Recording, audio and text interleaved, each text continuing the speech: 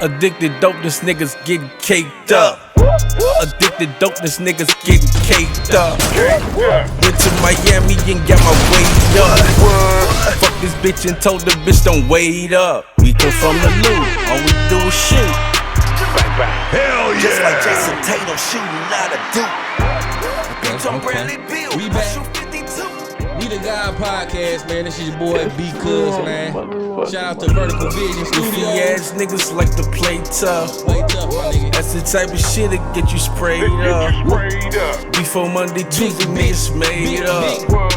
Half the shit they talk about be made up. Addicted dopeness niggas You heard? getting caked up. Addicted dopeness niggas getting caked up.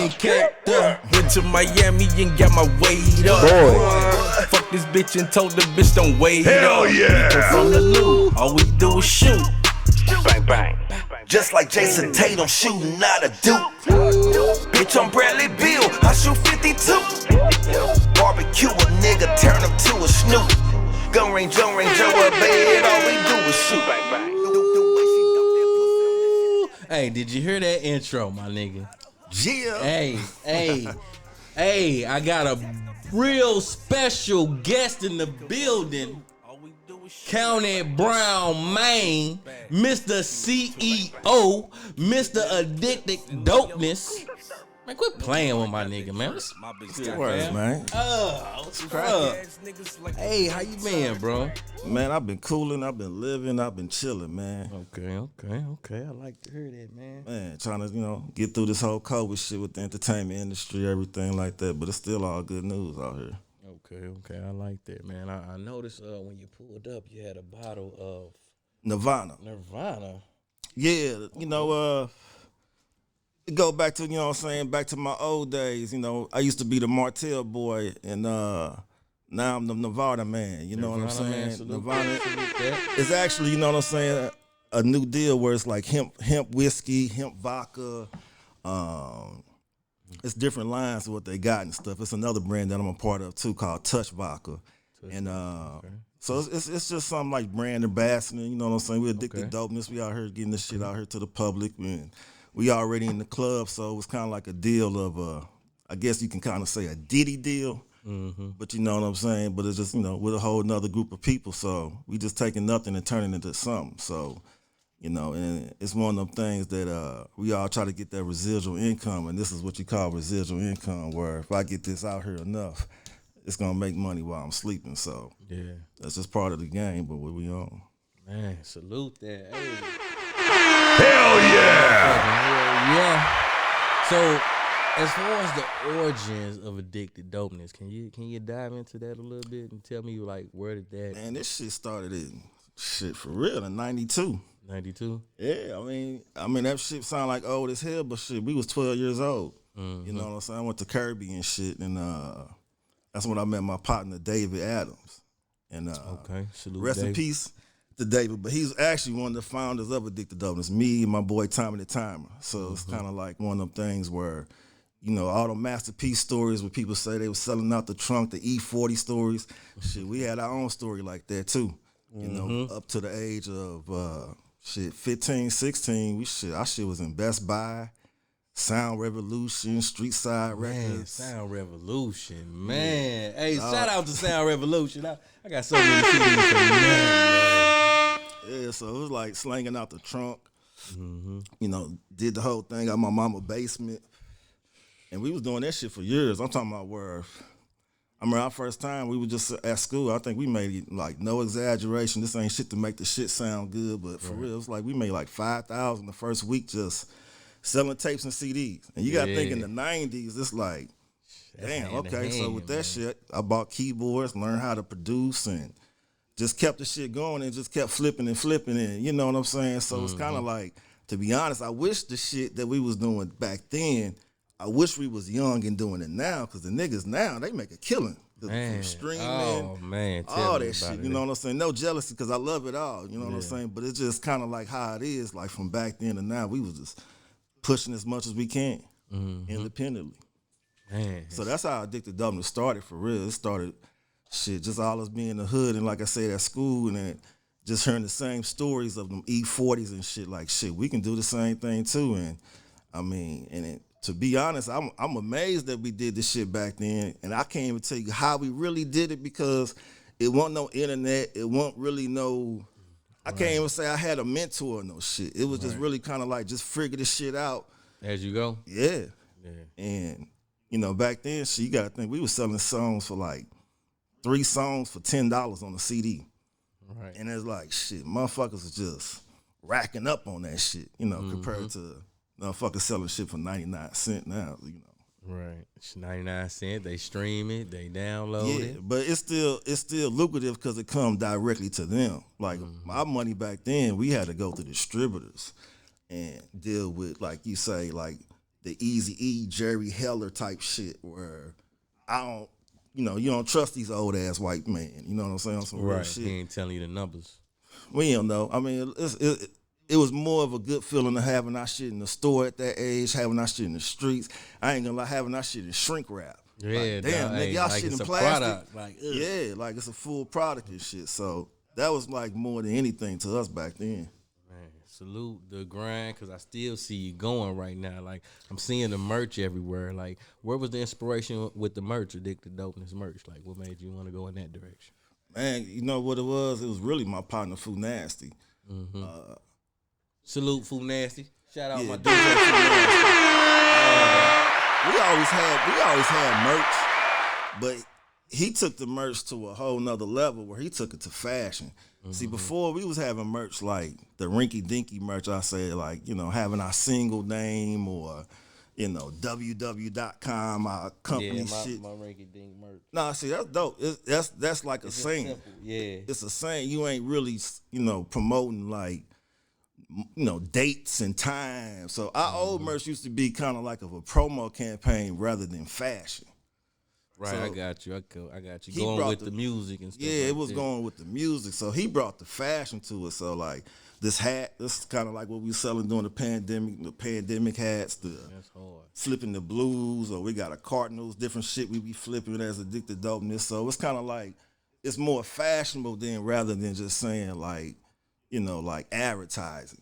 Okay. And that's what kind of took the merch to a whole nother level, because now you got people wearing shit because of the saying rather than of the actual project or They're whatever. following the movement now. Yeah. They own. Yeah. So have you had any problems, like any conflict as far as using that blue sign on your I product? don't even be tripping off that shit. Got you. To St. be Louis honest shit. with That's St. Louis shit. I'm on some Just real do. shit. Like You're when doing. you out here hustling in the streets, like if I was gonna put this shit in Macy's, then yeah, I'm gonna do this shit the right way. Yeah. I'm selling this shit in the streets. Come sue me, whatever. Y'all gonna waste more money doing that shit than the money you gonna get out of me. They gonna invest in it. You know what I'm saying? Well, It's just yeah. So it's one of them things like it's just like hip hop. Hip hop take away from so many shits, and you know the sampling, and that's all the hits now you hear on the radio is the sampling shit. Going back to the 90s. Yeah, and it's like you already heard it, but so what? It's a hit. You know what I'm saying? So Like a guarantee hit on yeah, so that's how I kind of look at our merch, where we don't really have no fear in that type of shit, but at the same time we ain't finna, like I say, put it in Macy's and really don't have the rights. Right. As far as, you know, mom and shop boutiques and shit like that, you know, we don't have no problems at all. Man, hey, I salute that because I love the merch. I love the colorways. I like the hat. Is that a panda? Yeah, it's a panda. It's a panda with a pandemic mask on. The gas man. Gas mask. Yeah, like, that real shit. gas man. Hey, man. Hey, that shit so tough, man. I love that, dog. Yeah, the gas man. So yeah, he turned the shit into fashion. That's what really took it to another level. And then I ain't gonna lie, then just hearing the stories of the Tech Nines and Travis Scott's. And really with artists now, merchandise is important, because while you don't have nothing going on with music, your merch can still be selling. Yeah. And that's what keep us going right now, where at one point I really kind of didn't even trip off the music for a while, because it was like, well shit, if we can make $25 to $50 off a shirt in one whop or one transaction, you know. Let's get these numbers up. Let's get these shirts out. And to make that $50 in a song, you talking about thousands and thousands of plays just to get $50 in this generation now out of a song. So that's why one of the reasons why we focus more on the merch more than anything. Definitely salute that. Salute the grind. Hey, if you don't salute the grind, then I don't know what to tell you, my dude. But definitely get you one of those Addicted Dopeness hoodies and them hats. Because I know them hats are a big seller, ain't it? Oh yeah, hats go quick. I can't even put them on the website because in person they go so quick. It's like certain things are just out the gate. And then the pandemic, I ain't gonna lie, fucked up a lot of shit with distributors and manufacturers. So, you know, shipping times and shit like that. So right now we try to do more in-person things. That's why we do these pop-up shops more than try to just do the online right now, because it ain't no guarantee. You know what I'm saying? Sometimes we make shit like, you know, maybe just in small runs, and we don't even know if it's gonna go big until later. And then it's like, damn, we should have ordered more. And How by many the time times that happened to you? shit happens all the time, I can't even front. Damn. So where it's like, damn, we should have ordered more. And by the time we try to order more, shit, it's gonna be a 2 week, 3 week, 4 week wait. And now it's like, damn, you know. Yeah, you never know when you're going to get your shit now the way pandemic is and shit be shut down. Yeah, so. Damn. Well, that's what's up, man. Like, you got any events coming up right now? You got any, like, pop-up shops? Well, we got one. Yeah, you know, well, shit, by the time they see this, it probably be already passed, but we got one Sunday. We try to do one wherever you see in the community of St. Louis or ATL. And sometimes, you know, we just create our own world with it and stuff like that. But right now, actually, I'm going to be putting together like a little 420 party with this liquor brand, and we're gonna probably, you know, combine the pop-up shops, because I'm gonna be doing tastings, all type of little giveaways with this. Y'all probably gonna see me at y'all clubs, and you know, whatever y'all see me in there, come up to me, I probably gonna have tickets for y'all to get free drinks and free whatever else and shit like that. So so as far as events, you can always go to addicteddopeness.com.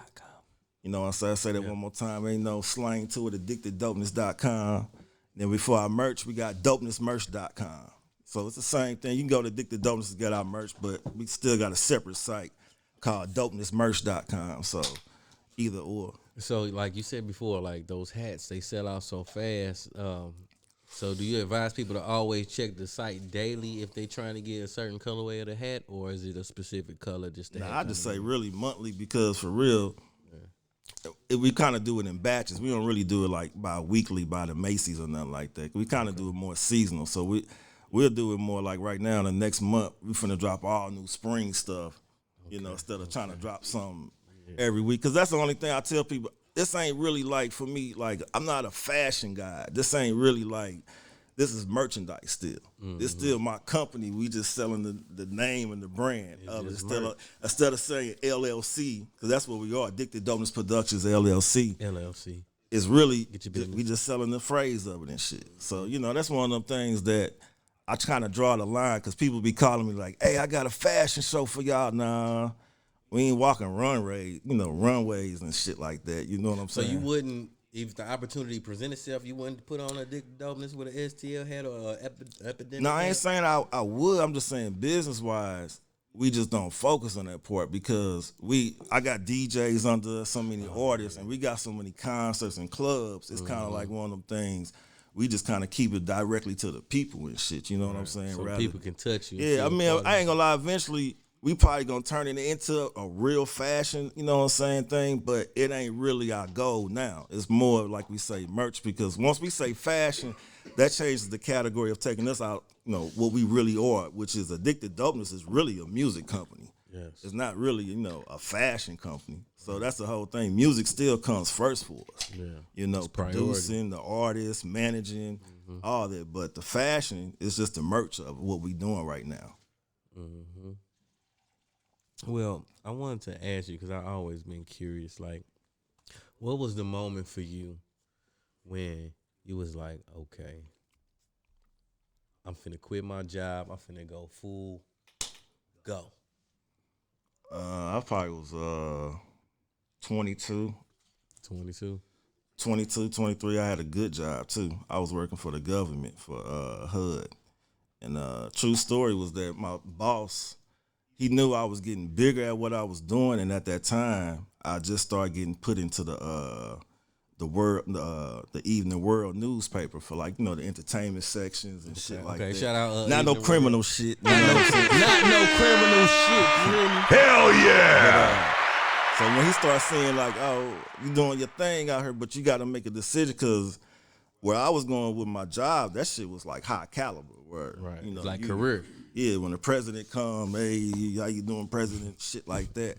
And he, back then, now people can play with that shit because back then it was still the era where they didn't even want you to wear dreads at your job. Damn. Oh yeah. Yeah, I think this is 2000s and shit like that's that. discrimination. You know what I'm saying? So it was where all that shit was going. So it was almost like make a decision. And I remember he told me to make a decision, and I was just like fuck it, because one thing is like, yeah, you need income and shit out here, whatever you trying to do, but if you got hustle and grind, and if you got a support system too, and one thing I always tell young people this, whoever young listen to this shit, take advantage of your partner and your systems of being young, because it's different when you get older. Because right now, my system for addicted dopeness is the unknown. That's what I'm trying to reach now. Right. But when we was young, it was all our partners, our hood, our school, everybody, whoever the fuck was around us and shit. But as we get older, that shit turns into like business of trying to reach unknown territories. Right. Instead of just word of mouth and names and going to school games and this school versus this school, and they seeing our dances and hearing our music. But it start there though. Yeah, you know it what I'm definitely saying? start there. It definitely starts there. So, I always tell people, don't never neglect that shit when you're young of building that system up with partners. It's like what you see with LeBron James and his partners managing him and shit like that. You know what I'm saying? That, where they all still coming up together. They might not play together, but they still coming up together because it started young, That was the whole purpose of We the God podcast, to be honest with you. Shit, it is. I see it's all partners in this motherfucker. You know what I'm saying? It's as soon as I walk, I'm like, dog. damn, I know everybody in this motherfucker. So that's the shit that make it dope, when it's like you doing the shit with people that you grew with, that you know, and at the same time, it's like, well, damn, you know what?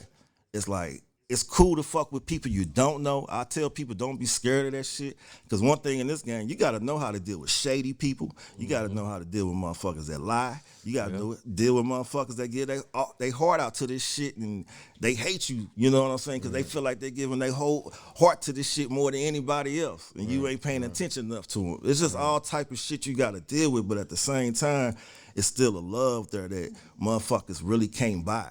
You know what I'm saying? Where niggas is looking out for. Like, I saw the shit when y'all was going to Miami. I'm like, man, look at that. Okay. And then y'all set the podcast up. And I'm like, damn, hold on. These motherfuckers out here working this shit. I thought y'all ain't hit All-Star weekend. Yeah, I thought y'all was vacationing. Y'all motherfuckers out there working and shit. I'm like, okay, it's shit. always work, man. It's like networking, connecting that web like a spider, man. We're trying to just connect in, tap into that network. We can't tap into their network. Build our own network, because shit, I'm me, you. They them. Yeah. You know what I'm saying? But that's the dopeness though of it. You know what I'm saying? Like I say, being able to do that shit with your partners, like it really means something when y'all get to the final goal of this shit. Like for real, it really means something, And that's why I say it's like when I say I started Addicted Dopeness with my other two partners, Tommy and my boy David Adams. Like I say, David, man, he used to go so goddamn hard for us, man. Like people think I go hard. Nah, this motherfucker went hard. And that's kind of like one of the reasons why, since he passed away, I feel like, shit, I can't go weak. I can't go, because I know he watching down every fucking day on what I'm doing and shit like that. Man, gotta get it. And also, I feel like you need angels in this motherfucker too. So when people do pass away, people don't, realize this shit, man. Sometimes those people that pass away help you get through this shit. You don't know how, but I just say they do, And I say that out of people don't even know I used to be a funeral director too. Yo, I talk in my sleep because my little brother talks to me. Hey, shit, it's true, man. Like real talk. My little brother, when he was alive, he used to sit at the end of my bed. Cause people who know me, know I should sleep. I used to sleep probably just like 3, 4 in the evening, be up all night, but sleep all day. You know what I'm saying? He used to sleep at the end of my bed and like talk to me while I sleep, get my keys, get weed from me, get money from me. Cause I'm like, yeah, get away from me. And he'll go get it. And he died in a house fire Easter Sunday in like 2006. Damn. Like burned up. Look, I was on the road with you in Springfield, Illinois. So got a call like, hey, your brother dead. Man, I gotta go. Now, I'm doing my little thing, my little film and my little network and trying to just find my spot. You know what I'm saying? And supporting my peoples in their endeavors. You know what I'm saying? So, and I'll never forget that, man. And when you said that, you was like, I'm a funeral director. Like, so you experienced some things to that level. Oh yeah.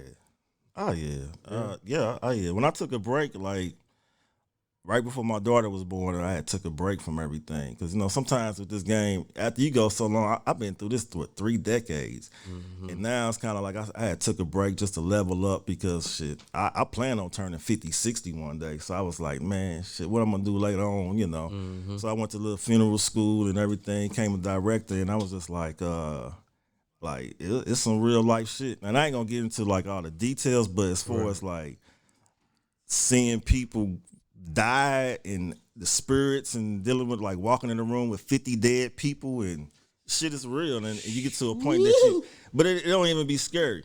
You know what I'm saying? Because that's how I'm talking to you right now. I could be talking just in front of them like that. And but one thing, it do become spiritual because I got a chance to deal with every religion of a person that died. So I deal with Catholics, I deal with Lutheran, Baptists. So I realized, I'm like, damn, everybody got a different God. Everybody got a different way of where they think they're gonna go when they die. And I just said, you know what I'm saying to myself, because when I became a funeral director, I never went to church.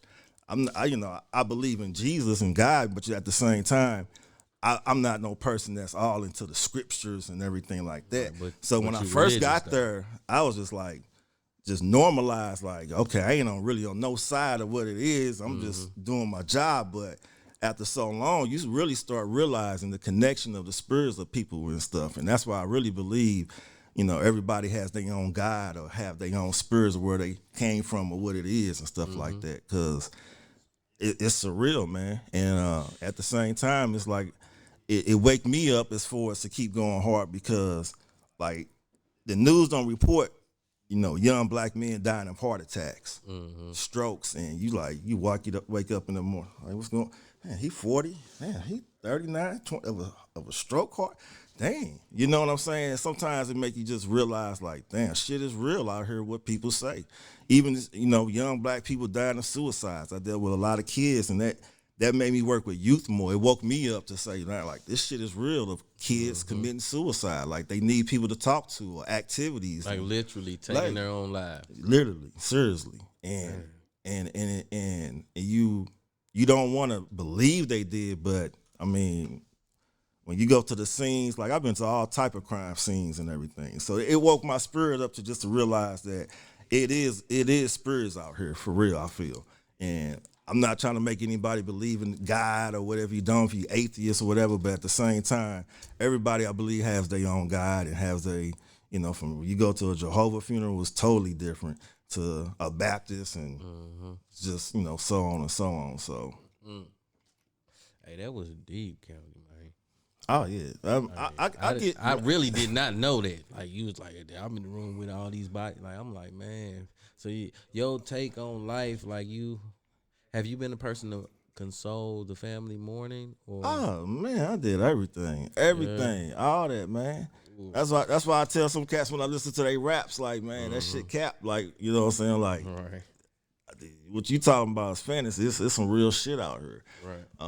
But now it just woke me up to a lot of things of being more active in the community, man, because death is gonna happen regardless. But like I say, you got to be able to touch people's souls out here. You got to be able to reach people sometimes and help them through certain things. So, like, getting people through, like, parents passing or cousins or whoever or friends and stuff like that, man. It's a real thing that I feel like a servant of doing that. Like, I don't feel like I even need to, charge to do that. It's something that it's either in your heart or either it's not. Right. Yeah.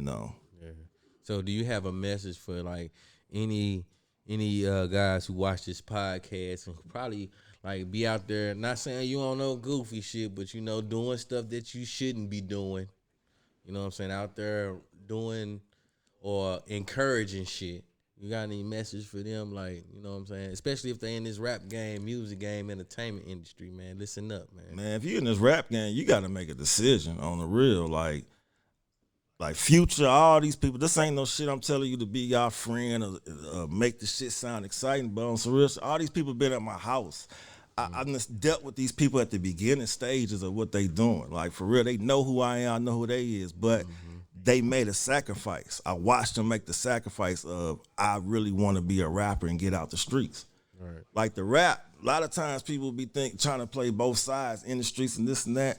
It ain't really no both sides. Shit gonna catch up to you. Like, and it depends how you rapping too. Cause I'm gonna keep it real. I done buried 5 rappers this year that I work with. 5. Like 5 rappers this year that I work with, I've helped bury this year. And the shit has fucked me up because the reality is the shit has came true of them staying in the streets and still thinking they gonna rap. And you really gotta make a sacrifice like a job. Like when you get a good job, you make a sacrifice to say, all right, shit, I gotta stop fucking with y'all on this because I gotta dedicate my time into this. And rap is the same fucking way. We act like it ain't because you see the videos and the choppers and all that different shit, but behind the scene, it's a plan to get your shit on radio. It's a plan to get your shit in every fucking club and played at the same time. It's a plan behind all that shit. It ain't just luck all the time. It might be execution. Yeah, it's an execution and shit too.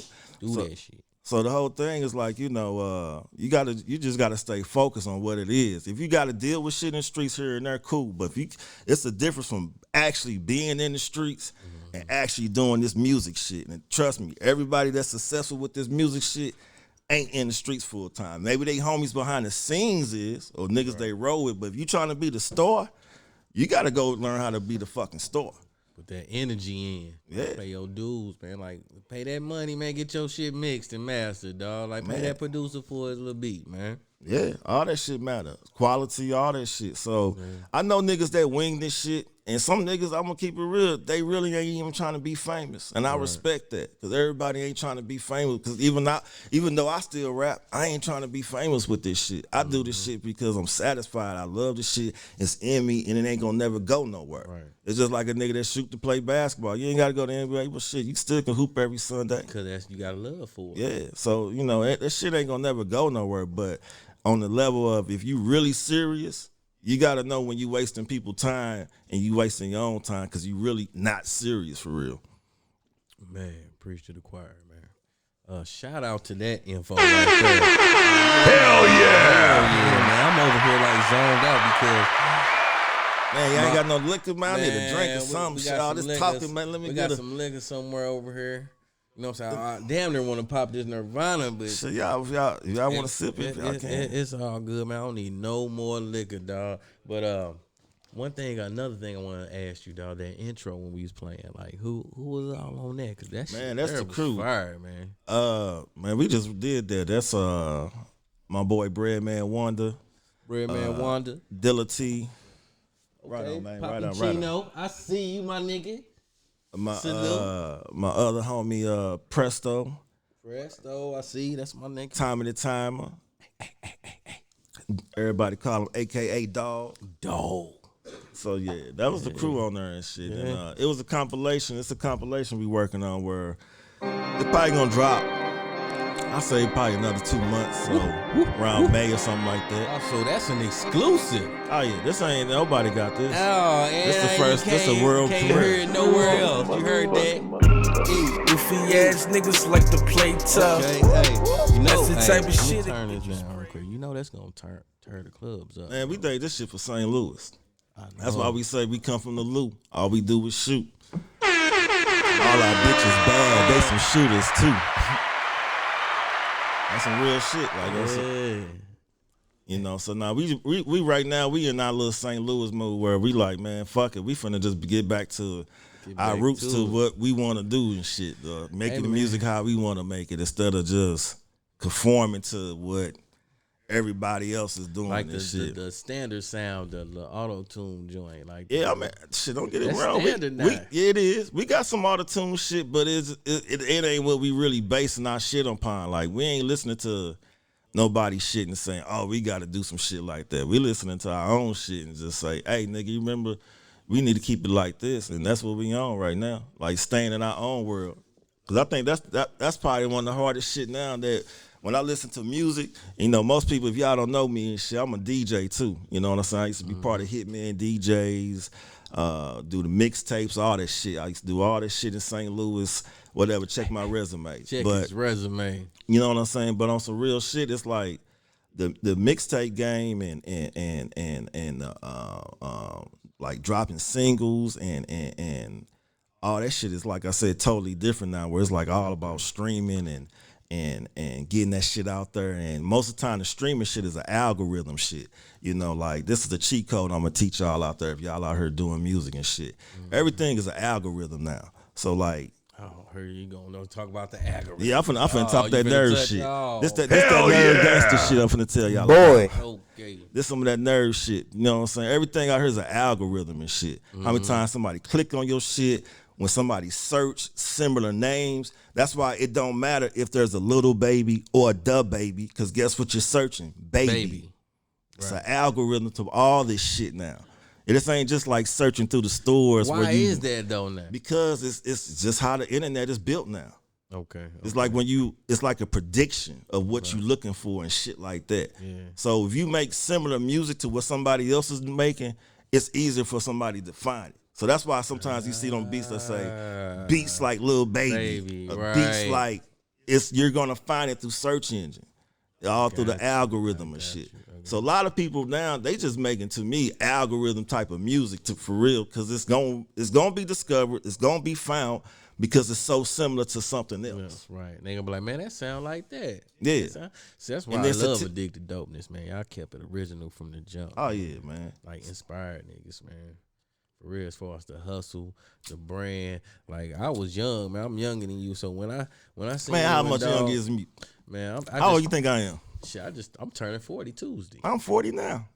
Okay, well, it don't even matter. Hey, my nigga, when you pulled up, when you still was a class older than me, you know what I'm saying? So when I seen you and dog in a rap Denali, that was the Escalade. The Escalade, my nigga. Escalade. The new style I need my credit. when first it dropped. Escalade, 2001. Boy. Man, Escalade. Check the resume. First Escalade. Man, first one. TVs, rap with Martell, all that shit. On your it was just like, shit, though. yeah, it was just like this. Just like that. Get that Nirvana, man. When that drop, make sure y'all go bust a bottle of that open, man. Is it herb infused? Yeah. Oh yeah. See. Yeah, I love that design on that bottle. Yeah, flavored gin too. Ooh, that they I got just take shots. I wouldn't too. even drink it like that. I just take shots of that shit, boy. So now, like that shit back then, like I said, is like with the Martell trucks and all that shit like that. That was for my grind from doing music and shit. Right. Because they knew we was going everywhere with our music. So we didn't get that because we was just lucky. That was shit from hustling. Because somebody's saying, you know what, wherever y'all go, I want this truck to go. And that's how we end up striking that deal. Man, that was genius though, because that put y'all on a whole nother level at that Yeah, time. yeah. I tell groups all the time, like, you know, we had, like my one partner, Richie Stacks, we had got a blunt deal for him where he had a truck wrap sponsored with his face on it, and it had blunts, I forgot I think it was Royal Blunts or something like that. They had sponsored him and paid him a check every month. Like same thing with the Martell, we got a check. Back then, I could say all the numbers. Now we got $5,000 a month doing that shit, just to be out. On a commercial or something too? Probably. Stacks, a law commercial or some shit. I don't know. Nah, nothing like that. All right, never mind. But damn. So did you facilitate those deals, or was you able to like put in a position? I didn't facilitate none of them deals. Them deals was more of just the OGs around me, just knowing I was doing my thing and just passing the torch. Okay, because gotcha. the Martell truck was really somebody else's deal, but he felt like since I'm more on the scene, I need to take the truck. reins. Yeah, and do all that stuff. So then that kind of just taught me how to do the shit later on down the line like this and stuff like that. So it all started from somewhere. That's why I said I guess I gotta call it luck a little bit, because it's still about who you know a little bit, and sometimes it's hard to know certain people in this game with certain shit, because there's so many hidden people, and the person I was messing with, nobody Wouldn't even thought. yeah. I got you, man. Hey, so what do you think about St. Louis state of mind right now, as far as, like, I know everybody on the wave of the new St. Louis rappers fighting, the internet beef, you know, to me, some of it is goofy shit. Mm-hmm. You know what I'm saying? But as an OG in the St. Louis game, and knowing how St. Louis operate, because it's love and it's hate. Sometimes it's more hate than love. You know what I'm saying? So how did you balance that coming up and to being in that position that you are in now? You still have to deal with that to some extent. Man, I'm so behind the scenes. It don't really affect me as far as that. Like when you on the scenes, I think it affect you more.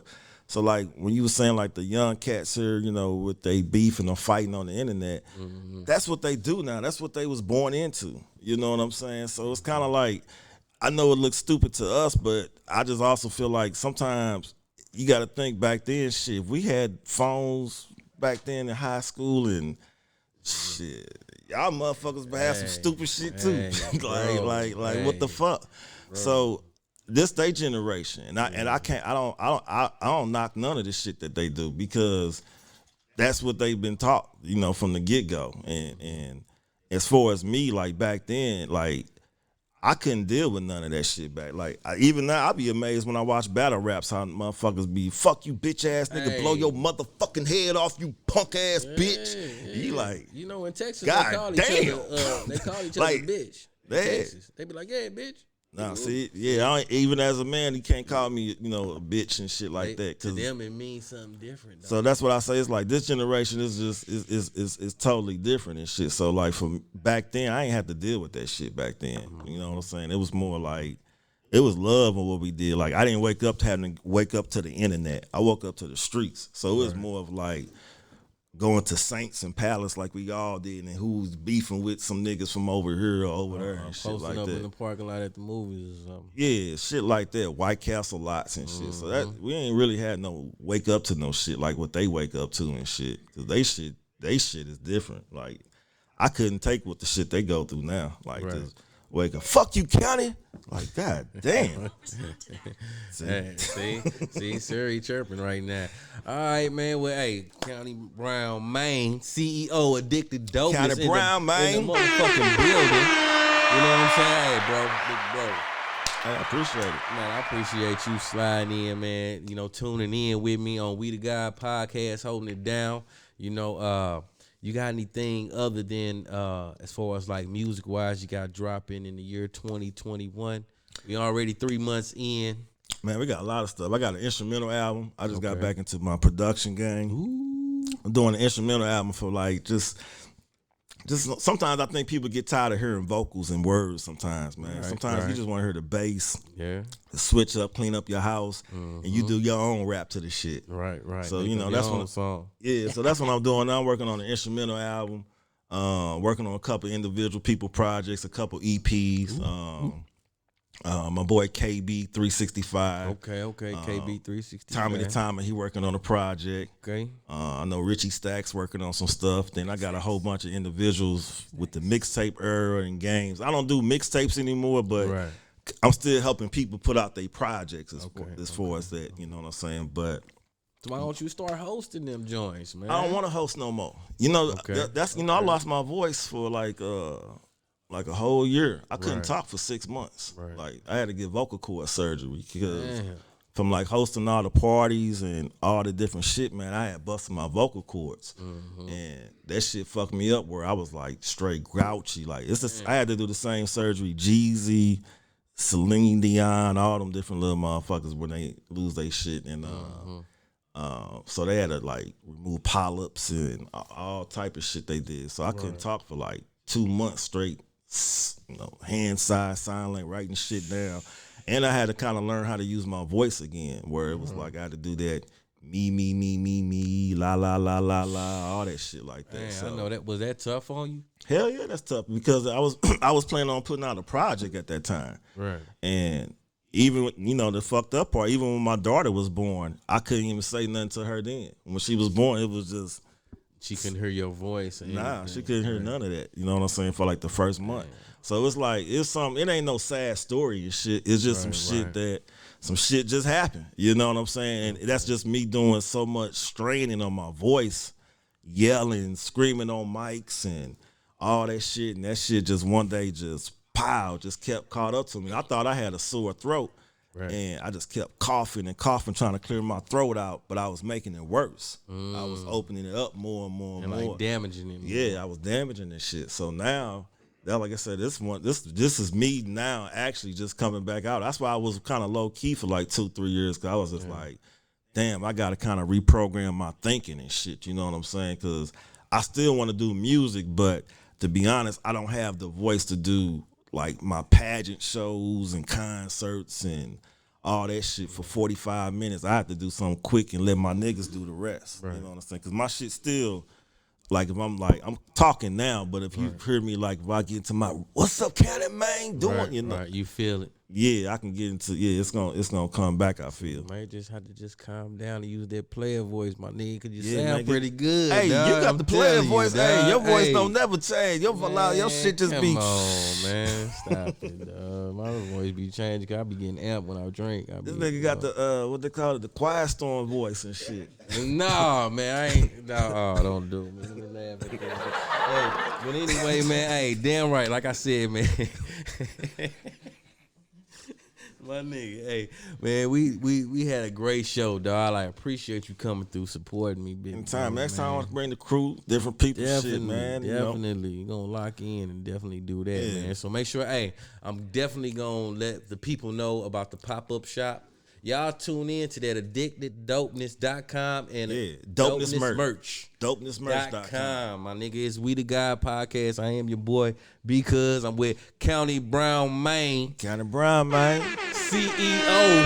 Addicted Dopeness. Mr. Addicted Dopeness. Don't play crazy, man. I got a real exclusive. What's this called again? It's called Shoot. It's true on the motherfucking. Goofy ass niggas like to play tough. That's the type of shit that get you sprayed up. Before Monday, Tuesday, niggas made up. We The God, my nigga. Shit they talk Tune in. about made up.